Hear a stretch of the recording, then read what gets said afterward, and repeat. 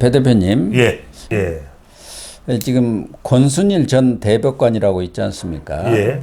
이분은 이 대법관 하면서 김만배 화천대유 대주주하고 8번이나 만났고, 그중에 가장 핵심적인 것은 그 당시 이재명, 당신은 경기도지사죠. 맞습니다. 선거법 위반 사건, 그 예. 2020년 7월에 대법에서 파기환송을 해가지고 사실상 무죄를 만들어 주면서 예. 지금은 이재명을 만든 거예요. 맞습니다. 그때 주도적으로 나선 사람이 권순일. 권순일이었죠. 네. 고법에서까지 300만 원을 받아갖고 이미 끝났는데 그걸 대법에서 뒤바꾼 사람 아닙니까? 맞습니다.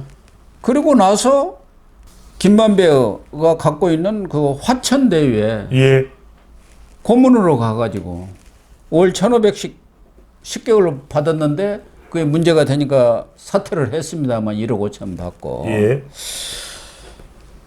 그래서 이 부분에 대한 수사들이 지금 진행이 되고 있는데, 하나는 우선 변호사법 위반 사건 아닙니까? 예. 변호사법. 변호사는 등록을 해야 변호사를 맞습니다. 할 수 있는데, 화천대유에서는 본인은 변호사 등록도 안 한 상황에서 예. 자문행위를 했단 말이에요. 본인은 뭐 경영자문만 했지 법률 자문은 안 했다 그러는데, 지금 법률 자문을 했다는 것이 밝혀졌죠. 드러나고 있죠. 예. 예.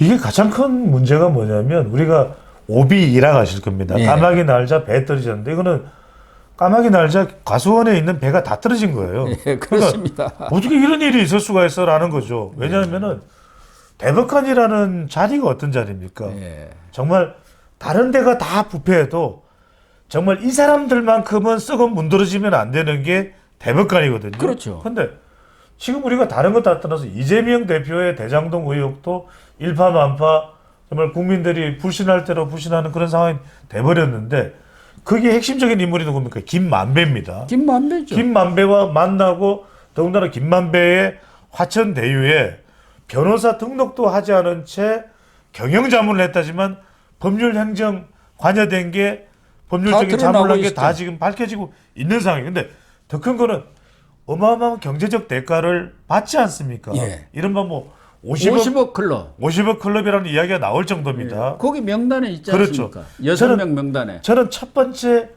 이 김만배라는 사람과 외부인과 의혹의 관계를 맺었다는 것부터 권순일 대법관은 말이 안 되고, 이 사람의 모든 이력은 우리가 정말 도무지 신뢰를 할 수가 없는 거예요. 그런데 그러면서도 솔직하게 그러면 내가 이런 잘못을 했다라고 이야기를 한다면 모르겠는데, 그것도 아니고 전부 다 발뺌을 하잖아요. 완전 오리발이죠. 나는 경영자문이지 무슨 소리냐, 변호사 등록을 안 한 이유도 모르겠고, 그렇게 급했습니까? 화천대유 가서 그렇게까지 김만배와의 인간관계, 무슨 형 동생 관계인가요? 그 이상인지도 모르겠지만 그런 상황이 벌어지는데, 저는 더 주목한 게 뭐냐면 바로 이 대법관에 있을 때의 이재명 대표의 선거법 위반 파기환송 판결이에요. 네. 저는 이건 정말 있을 수가 없는 일일 수도 있습니다. 만약에 우리가 그랬겠거니 하고 생각하는 것이 사실이라면 뭐냐? 김만배와 이재명 대표가 매우 가깝다. 김만배와 권순일이 매우 가깝다. 그래서 이재명이 정말 절체절명의 위기 상황에 있는 그때 대법원 선고를 앞두고 김만배가 권순일을 움직여서 이재명이 무죄로 나올 수 있도록 환송이 될 수 있도록 만들어줬다는 게 만약 사실이 된다면 그 수사도 들어가지 않겠습니까? 그 수사가 저는 진짜 제일 중요한 거죠. 이게 밝혀진다면 재판 거래. 대한민국이 완전히 평지풍팔, 대폭발을 할 그런 이슈입니다. 예. 이건 이제 사법부의 권위가 땅이 아니라 땅 밑으로 떨어지는 겁니다. 저는 그래서 제일 중요한 게 지금 권순일 전 대법관의 녹취록도 나와 있지 않겠습니까? 어떤 내용입니까? 권순일 대법관의 녹취록이 지금 나왔다는 것은 SBS가 단독입니다. 예, 단독으로 10일 날 보도를 했는데, 이 내용을 보면은 물론 그 재판거래 내용이 아니고 거기 가서 이제 법률 자문을 했지 않습니까? 예. 그러니까 2020년 7월에 파기환송이 되는 전후에 해가지고 김만배가 8번이나 권순일 대법관을 찾아갔지 않습니까? 그 그렇죠. 당시에. 왜 찾아갑니까? 이발하러 갔다는 거예요. 이발 사입니까? 권순일이가. 그래서 권순일이 별명이 서초동 이발사 아닙니까? 사실은 그 당시 김만배가 머니투데이 법조팀장이라 하지만 대법관이 기자를 개인적으로 만나는 일은 없습니다. 어느 기자도 아마 대법관을 개인적으로 만났다는 사람은 없어요. 근데 비타 500을 들고 왜 8번이나 찾아갔고 그 전후에서 그러고 나서 이게 파기환송이 돼서 많은 오해를 사고 있는 것 아닙니까? 그런데 바로 그해 11월인가 이제 퇴직을 합니다. 예. 대법관 마치고. 그리고 화천대유로 가서 고문을 갔어요. 그런데 고문을 하면서 거기서 법률 자문을 했다는 것은 천하가 다 알게 지금 드러나 버렸어요. 예. 그 당시 이 화천대유가 대장동 사업을 벌이고 만든 회사가 성남의 뜰 아닙니까? 예. 그때 그 대장동 지역에 송전탑이 있는데 그걸 그죠. 성남시에서 지하는. 지하로 넣어주라. 왜? 예.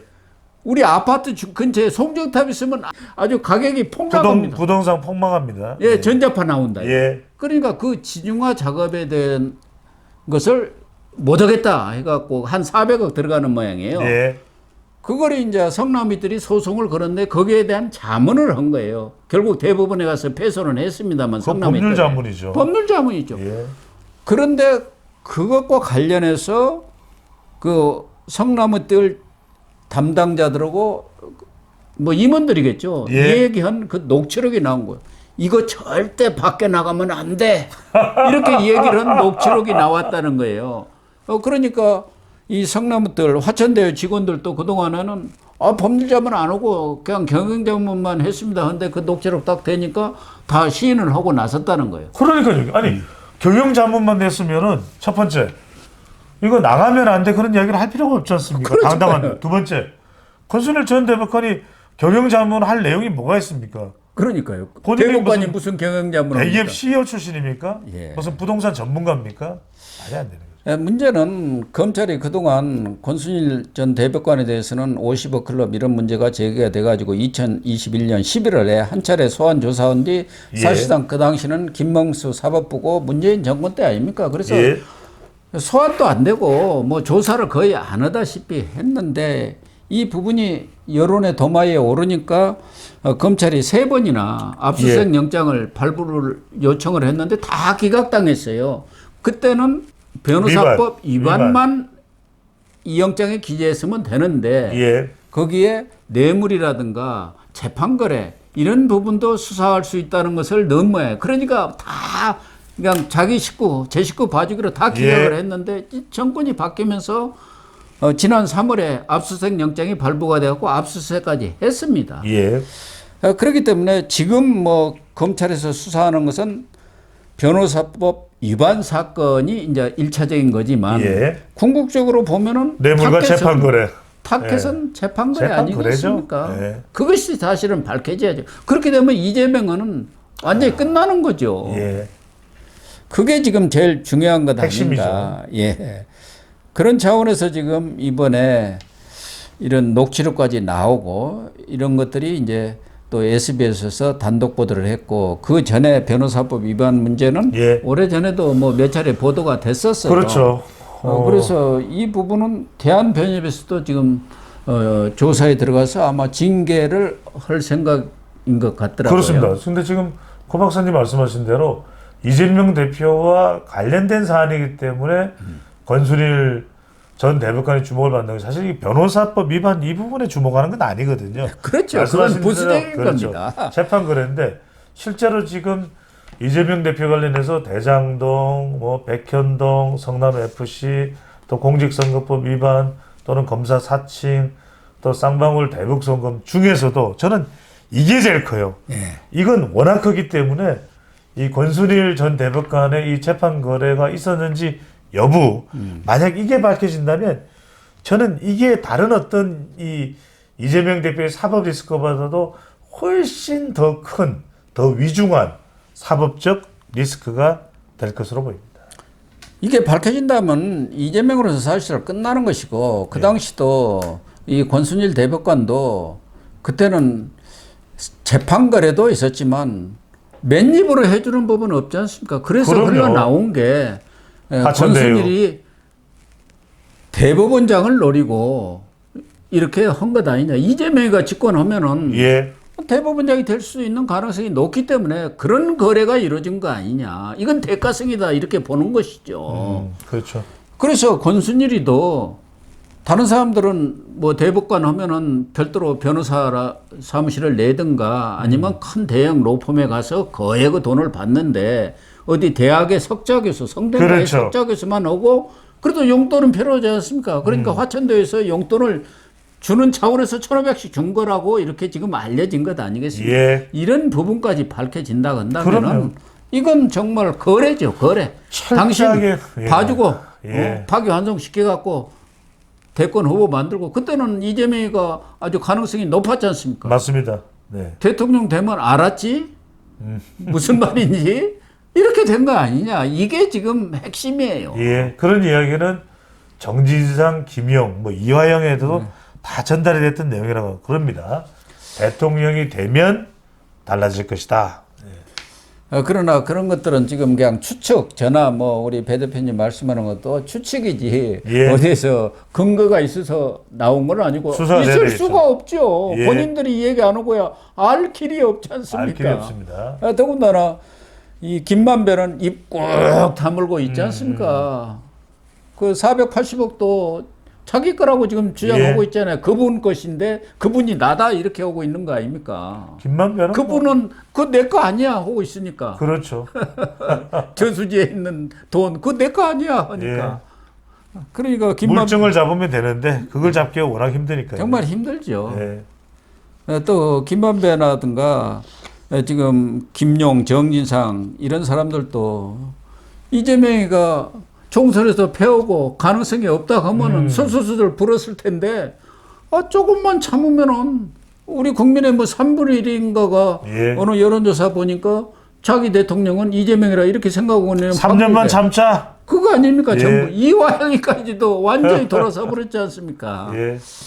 정말 이런 상황들이 보수 우파 입장에서 보면은 복장이 터질 노릇이죠.